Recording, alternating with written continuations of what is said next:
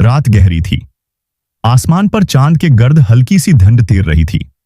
गांव के किनारे पर एक घना जंगल था जहां जाने की किसी में हिम्मत नहीं थी। लोग कहते थे वहां अजीब आवाजें आती हैं और कभी-कभी रोशनी में सरख आंखें झलमलाती हैं। अहमद एक मुहक्किक था, नायाब हशरात पर रिसर्च कर रहा था। उसने सुना था कि इस जंगल में एक गैर मामूली प्रेइंग मैंटिस पाया जाता है जो न सिर्फ दूसरे कीड़ों बल्कि सांपों तक को जिंदा चीर कर खा जाता है। अहमद ने फैसला किया कि वो ये राज खुद देखेगा। वो जंगल में दाखिल हुआ। हर तरफ खुशिक पत्ते उसके कदमों तले चरचरा रहे थे। अचानक कहीं दूर से सानप के फड़फड़ाने और किसी चीज के नोचने की आवाज आई। वो आहिस्ता आहिस्ता इस समत बढ़ा। जब उसने दरख्त के नीचे झांका तो उसकी आंखें फट्टी की फट्टी रह गईं।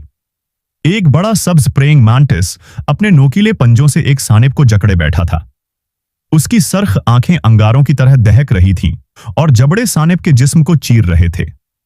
सांप तड़प रहा था, इसका खून पत्तों पर बहा रहा था और वो मंजर किसी डरावने ख्वाब से कम नहीं था। अहमद कांपते हाथों से कैमरा निकालकर फोटो लेने लगा, लेकिन जैसे ही फ्लैश चमका, मेंटिस ने अचानक अपना सिर मोड़ा और सीधा उसकी तरफ घूरने लगा। अहमद का दिल जोर जोर से धड़कने लगा। ऐसा लगा जैसे वो कीड़ा जानता है कि कोई उसका शिकार देख रहा है। अगले लम्हे हुआ में सरसराहट फैली। दरख्तों की शाखों पर दर्जनों और मेंटिस जाहिर हो गए। उन सब की आंखें सरख रोशनी में चमक रही थीं। अहमद पीछे हटने लगा, लेकिन जमीन से कुछ उसके पांव पर लपट गया। उसने चौंक कर देखा। एक और मेंटिस उसकी टांग पर चढ़ रहा था, अपने कांटेदार पंजे उसकी जल्द में गाड़ते हुए। वो चीखने लगा, लेकिन जंगल में उसकी आवाज ऐसे गुम हो गई जैसे हवा ने निगल ली हो। अगली सुबह गांव के लोग जब जंगल के करीब गए तो जमीन पर अहमद का कैमरा पड़ा था।